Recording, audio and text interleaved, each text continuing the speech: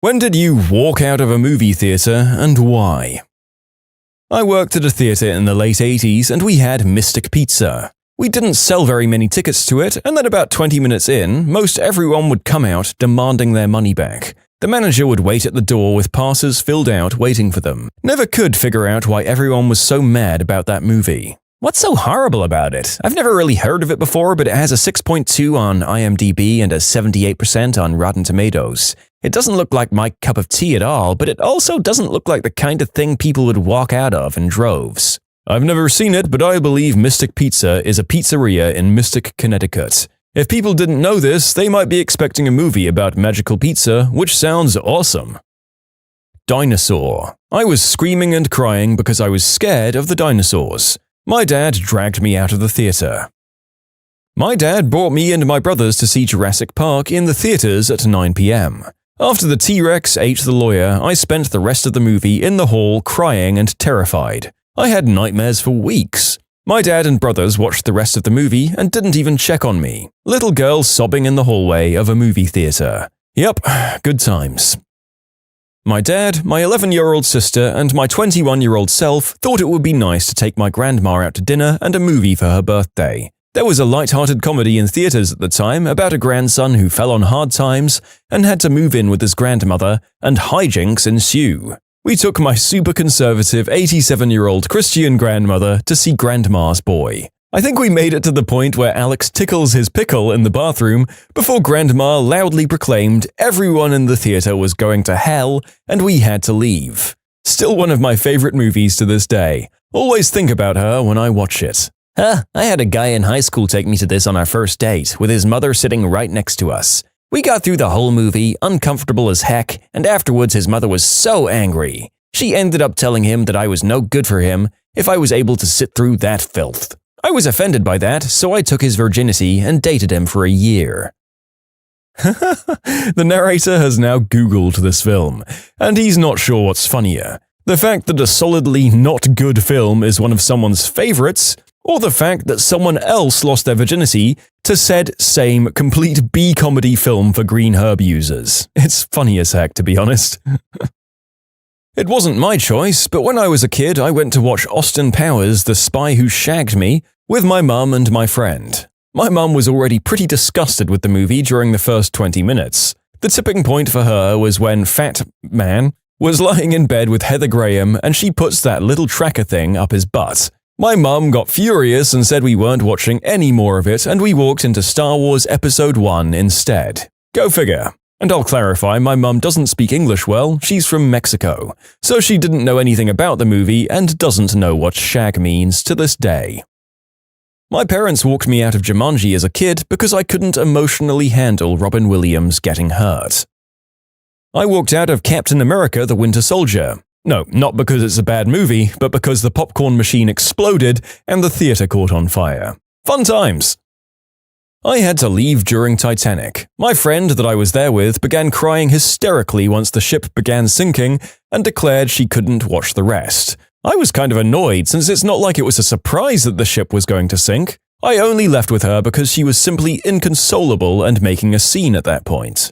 I saw that movie with my mom, who's from Mexico City, and surprisingly this was a point of history that she had missed out on. The second I heard, "Hey, Stephen, the boat is sinking and there are not enough lifeboats," was when I knew this was going to be a pretty rough cinematic experience for my mom. I watched it with my mom as well, and she's from Peru, and when the boat started sinking and the people started to drop, she started laughing hysterically. Everyone was gasping or silent, and here's this Latin lady laughing at the death of all these people because she thought it was funny how they dropped off and plopped into the water. Sacha, these people are falling down. Watching that thing sink is the reason I did like that movie. The love story's generic as heck, and the old lady just sucks. But I could watch that boat sink all day. Plus, the propeller dude. Bless James Cameron for the propeller dude. Boom. I knew a guy who'd made 2 combat landings with the Marines in World War II, Saipan and Okinawa, and he had to walk out of Saving Private Ryan at the Omaha Beach scene. Oh man, here's my time to shine. So my wife and I have very different taste in movies. For example, she likes every single Hallmark Christmas movie, despite each one having the same fricking plot. Single but empowered woman stumbles into a new situation during Christmas, meets guy who is not her type but rocks her worldview. Christmas magic, fall in love. So we rarely see movies together because of this. Fury Road? Saw it by myself. The only good movie we've recently seen together was Inside Out because we both love Disney and Pixar films. Anyways, back in 2014, we decided to go on a double date with some friends of ours. I tell her she can pick the movie for once because I picked the restaurant, because we also differ on food tastes. She picks Endless Love. From the start, this movie is a train wreck. It's literally the most cliched piece of garbage some movie exec could think up. It's like they dumped every romance trope into a brainstorming meeting and the execs had a field day. Yeah, we'll cast this hot guy and this hot girl. The kids will like that.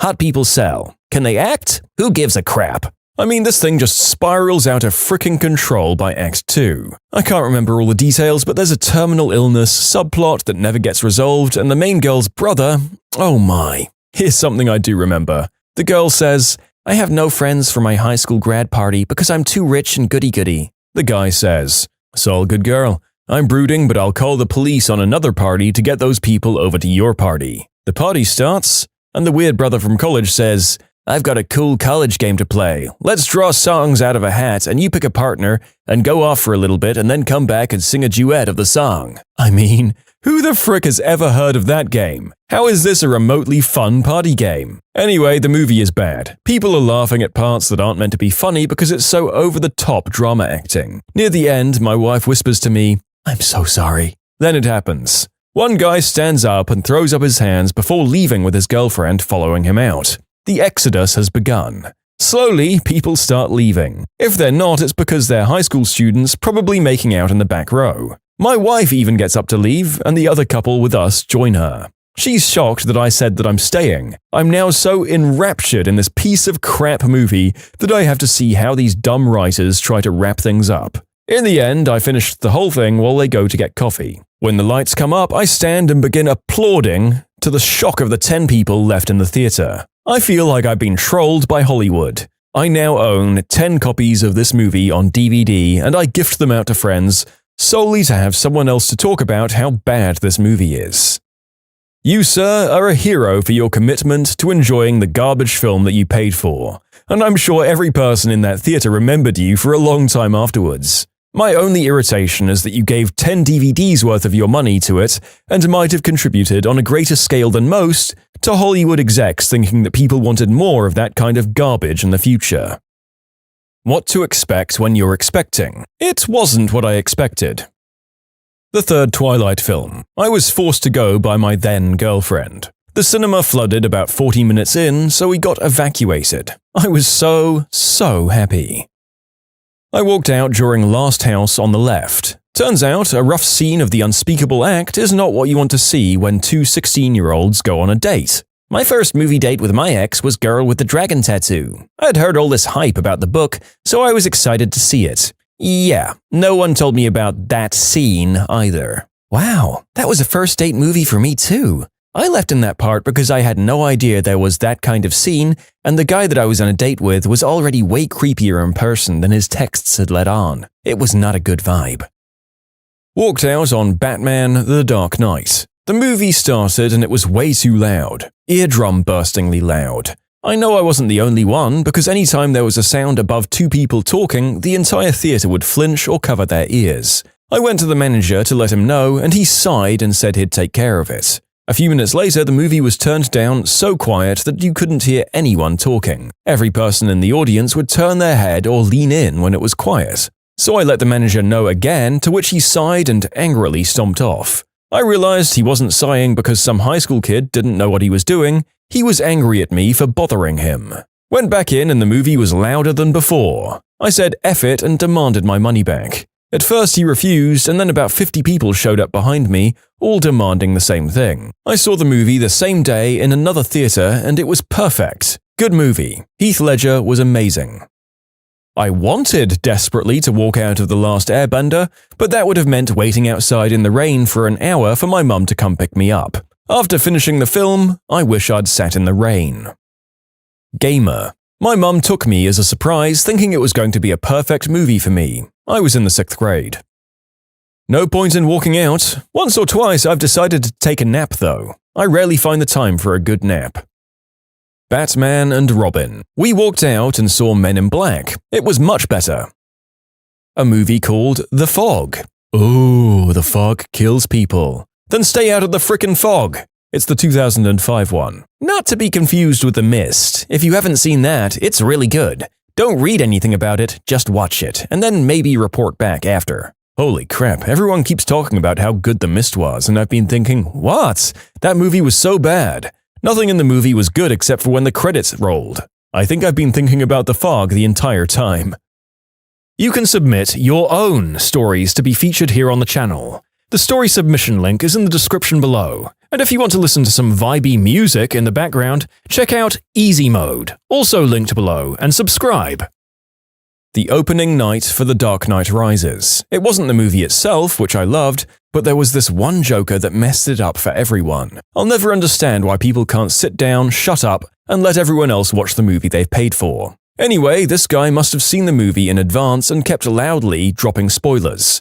I specifically went to the premiere because I wanted to see it before anyone else had a chance to ruin it for me by telling me what happened. So I cut my losses, left, and came back to watch it the next night. I thought this was going in a much darker direction. Same here, I was braced for it. After it messed it up for everyone, I was like, oh crap. In case anyone needs an update on tragic film events from 12 years ago, there was a premiere of The Dark Knight Rises where, unfortunately, someone decided to bring in several weapons and commit a massacre in one of the screenings. The narrator will also admit to getting nervous that the author was speaking about that event. Oof. My friend's dad took us to see South Park, bigger, longer, and uncut. He decided it was too vulgar for us about 20 minutes in, we were 12, and he decided to take us to Hooters instead. 9 out of 10 would do again. Super Babies, Baby Geniuses 2. I was with a friend who was desperate to see it for some frickin' reason. About 40 minutes into it, I reached my limit. I stood up and said, I'll be outside having a smoke. See you when it's over. Rude? Maybe, but I really couldn't handle one more second of that crap fest. Wife and I went to see Daredevil. Turns out we accidentally went into the wrong theater, which was showing How to Lose a Guy in 10 Days. We were both looking at each other thinking, this is an awfully strange opening to Daredevil. Once we figured it out, we left and went to the right theater, but in retrospect, we should have just stayed where we were. Not me, but my mom walked out of the first Matrix. She and my aunt had no idea it was a sci-fi movie, and at the beginning of the scene in the car where they rip the thing out of Neo's chest, these two burst out laughing and left the theater. It's hard to remember through 16 years of knowing all about what The Matrix is, but it was because of marketing. They specifically made the previews just showing action, but no explanation. What is The Matrix was the catchphrase. If you're of the right frame of mind, this really worked for you. My friend said I had to see it back in '99 when we went. When Neo woke up in that pod, my fricking head exploded. It's like the Darth Vader and Skywalker thing. I had a rare afternoon off while on tour in Paris, and I decided to see a movie. I brought the ticket, brought some popcorn, sweets, a big drink, and other things. I walked into the theater, sat down, and then promptly got back up again and walked out. In a moment of blithering stupidity, I totally forgot I was in Paris and the movie was in French. I can't speak French. When the 6th Harry Potter movie came out, we had to pretty much drag my friend to see it. He's a military guy who hates fantasy movies.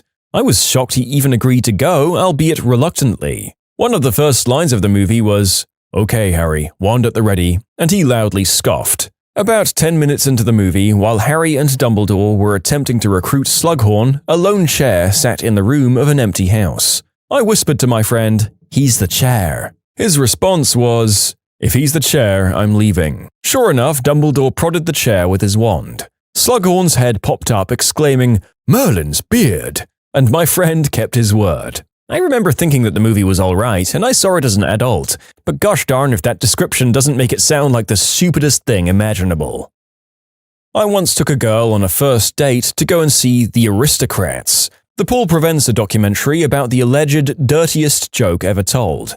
Personally, I love that stuff, but she was so thoroughly unimpressed that I felt embarrassed after the first 30 minutes and we left. She didn't laugh, smile, or say anything from the start of the film until I dropped her off at her place.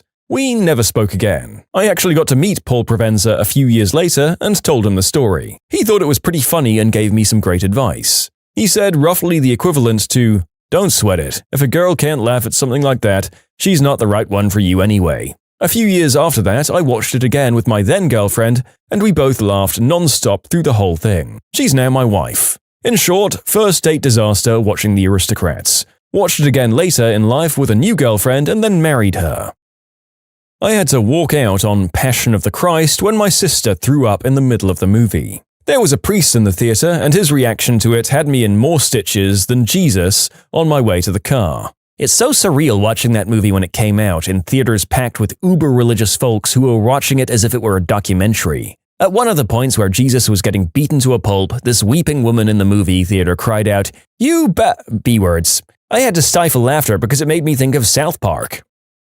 I was the cause of a guy walking out of a movie once. His name was Mark, and the movie theater was the Marquee. So for the rest of middle and high school, anytime we wanted to leave early, we'd ask to pull a Marquee Mark. Thought I was on a date with a girl, and she ended up inviting Mark because they'd been talking as well. I ended up going for the handhold during the movie. Middle school, I know. He saw this, called his mother, and got up saying he was going to the bathroom and never came back. Best part of this was my other friend who drove us had to sit through it to drive me home, and Marky Mark is some guy none of us know and had to deal with the whole situation and awkward rejection. She broke up with me 2 days later because I exited the window she was browsing during computer class as a joke. How is that a joke? I don't know either, so don't bother asking. She seemed like the rational type anyway.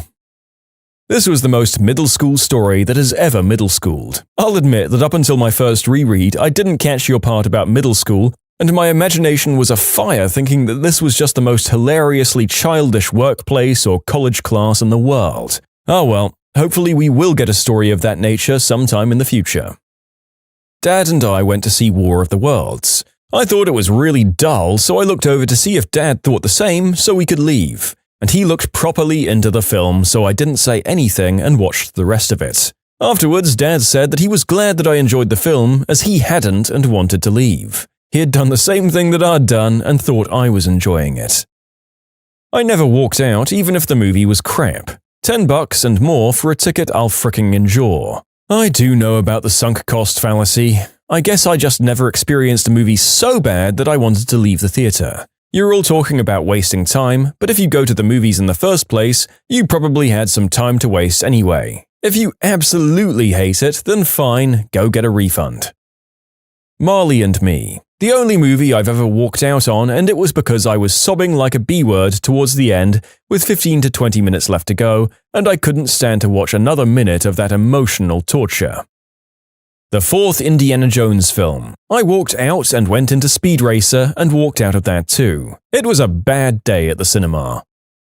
I didn't walk out. I would intentionally go to see terrible movies. Why? I won 52 free tickets one year, and when my girlfriend at the time would do her photography classes, I'd go and see a bad movie in an empty theater and kill 2 hours by sleeping in the cinema if there was nothing good out that I hadn't seen already. The weekend staff got to know me and would tell me which movie had the least tickets sold so I wouldn't be disturbed.